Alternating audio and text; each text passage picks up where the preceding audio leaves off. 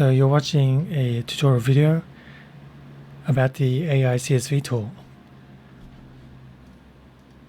I've created a task already, but you can create a new one by clicking on this new AI CSV button. So the first thing you need to do is you're going to want to load a CSV file. So for today's example, we have the column names of the CSV file, and this is important. You'll need this so you can refer to columns in the task later. And we just have 2 rows. Now the column names have been detected, and you can see they actually appear under AI columns. So you have name, age, and profession. Now what you can do with this tool is we can add new columns to our CSV file, and we can use the AI to do that.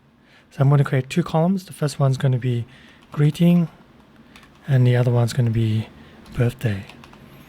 So now we have the name. We can create a AI prompt. So we say, sort of AI, you are called this, and your profession, say hi. For your birthday, go to age, you are, what did you do?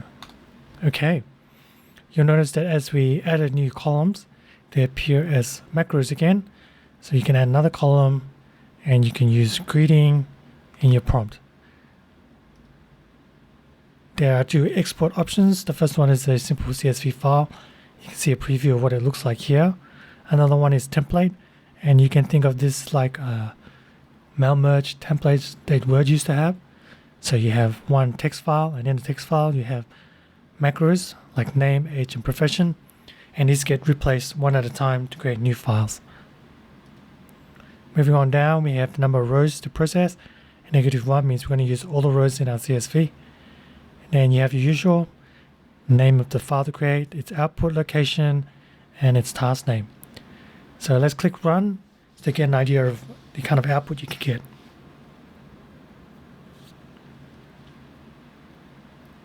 So with the task selected, you can see a log of what it's done, and we can click on this blue button here to see an example of the output.